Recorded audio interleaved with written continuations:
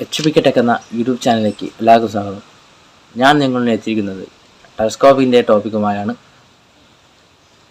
കഴിഞ്ഞ വീഡിയോയിൽ നമ്മൾ 8 ഇഞ്ച് പ്രൈമറി മിറർ നമ്മൾ ഉണ്ടാക്കിയെടുക്കാൻ ഗ്രൈൻഡിങ് സ്റ്റാർട്ടിങ് വീഡിയോ ഇട്ടിരുന്നു. അപ്പോൾ അതിൻ്റെ ബാക്കിയാണിത്. അപ്പോൾ നമ്മൾ അത് ഗ്രൈൻഡ് ചെയ്ത് ഏകദേശം കർവേച്ചർ ആക്കിയതിന് ശേഷം അതേ രൂപത്തിൽ തന്നെ പേ ഗ്ലാസ് പോലെ തന്നെ നമ്മൾ ആക്കിയെടുത്തു.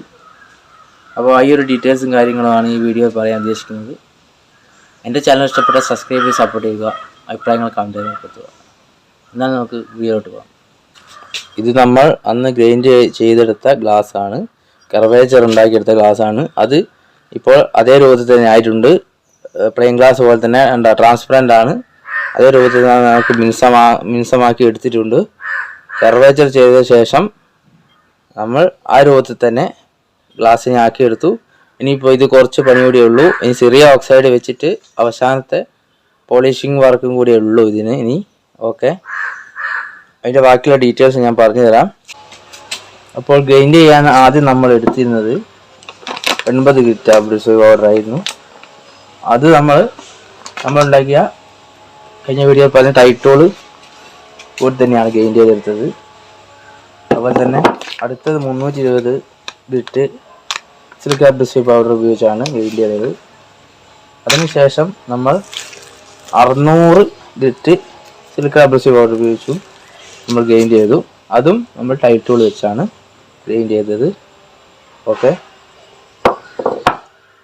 ഇനി അടുത്തത് 600 ഗ്രിറ്റിന് ശേഷം നമ്മൾ ഉപയോഗിച്ചത് 1000 ഗ്രിറ്റാണ്. 1000 ഗ്രിറ്റ് സിലിക്കൺ കാർബൈഡ് പൗഡർ ഉപയോഗിച്ചത്. ഓക്കെ, അതും ഈ ടൈറ്റ് ടൂൾ വെച്ച് തന്നെയാണ് നമ്മൾ ഗ്രൈൻഡ് ചെയ്തത്. അതുവരെ നല്ല കെയർഫുൾ ആയിട്ട് തന്നെ ഗ്രൈൻഡ് ചെയ്യണം, കാരണം ഇതിൽ ഒരു ഡസ്റ്റും ഉണ്ടാകരുത്. കാരണം 1000 ഗ്രിറ്റിലേക്കൊക്കെ അത്രയും നൈസ് പൗഡർ ആയിരിക്കും വരിക. ഇനി അങ്ങോട്ട് നൈസ് പൗഡർ ആയിരിക്കും.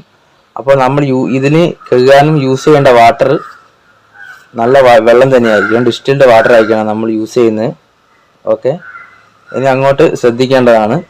അപ്പോൾ ഓക്കെ, ഈ 1000 ഗ്രിറ്റ് നമ്മൾ ടൈറ്റ് ടൂൾ വെച്ച് തന്നെ നമ്മൾ ഗ്രൈൻഡ് ചെയ്തു അതുവരെ. ഓക്കെ, അടുത്തത് 1500 ഗ്രിറ്റിലേക്ക് കടക്കുമ്പോൾ ഞാൻ ഉപയോഗിച്ചത് ഒരു പോളിഷിംഗ് ടൂൾ ഉണ്ടാക്കി, ഒരു പിച്ച് ലാബ് ടൂൾ നമ്മൾ ഉണ്ടാക്കിയെടുത്തു. ഇതിൻ്റെ വീഡിയോ ഞാൻ അടുത്ത വീഡിയോയിൽ ചെയ്യാം. ഇത് വെച്ചാണ് പിന്നെ അടുത്ത സ്റ്റെപ്പിലേക്ക് കടന്നത്. ഓക്കെ, ഇതേപോലെ തന്നെ നമ്മൾ ഡിസ്റ്റിൽഡ് വാട്ടർ ഉപയോഗിച്ച് നല്ല ക്ലീൻ ആക്കിയാണ് അടുത്തടുത്ത സ്റ്റെപ്പുകൾ ചെയ്യേണ്ടത്. ഇത് വെച്ചാണ് ഇനിയുള്ള ഗ്രൈൻഡിങ് വരുന്നത്, പോളിഷിംഗ് വർക്ക് വരുന്നത്. പോളിഷിംഗ് വർക്കിലേക്കാണ് നമ്മൾ കടക്കുന്നത്. 1500 ഗ്രിറ്റ് ചെയ്തു. അതിനുശേഷം നമ്മൾ ടെസ്റ്റ് ചെയ്തതിന് ശേഷം ഇതിൽ ചെറിയ നമ്മൾ ലെൻസ് വെച്ച് നോക്കിയാൽ ചെറിയ ഡോട്ട് കാണാം. ആ ഡോട്ട് നമ്മൾ ലെൻസ് വെച്ച് ചെക്ക് ചെയ്തിട്ടാണ് അടുത്ത ഈ ഗ്രിറ്റിലേക്ക് കടക്കുന്നത്. ഓക്കെ, 1500 കഴിഞ്ഞാൽ ഞാൻ ഉപയോഗിച്ചത് 3000 ആണ്. 3000 നമ്മൾ പോളിഷിംഗ് ചെയ്ത് കഴിഞ്ഞാൽ 6000 ഗ്രിറ്റ് ഇതിലേക്കാണ് എത്തിയത്. അത് കഴിഞ്ഞ് ഞാൻ ഇവിടെ ഉപയോഗിക്കുന്നത് ഇതിപ്പോൾ 6000 ഗ്രിറ്റ് വരെ ചെയ്ത ഒരു ഇതാണ്. ഒരു പ്ലെയിൻ ഗ്ലാസ് നമ്മൾ കർവേച്ചർ ഉണ്ടാക്കിയെടുത്ത ഗ്ലാസ് ആണ്. ഓക്കെ, ഇതിപ്പോൾ മിററായി മാറണമെങ്കിൽ ഇനിയിപ്പോൾ സിൽവറിങ് ചെയ്യണം.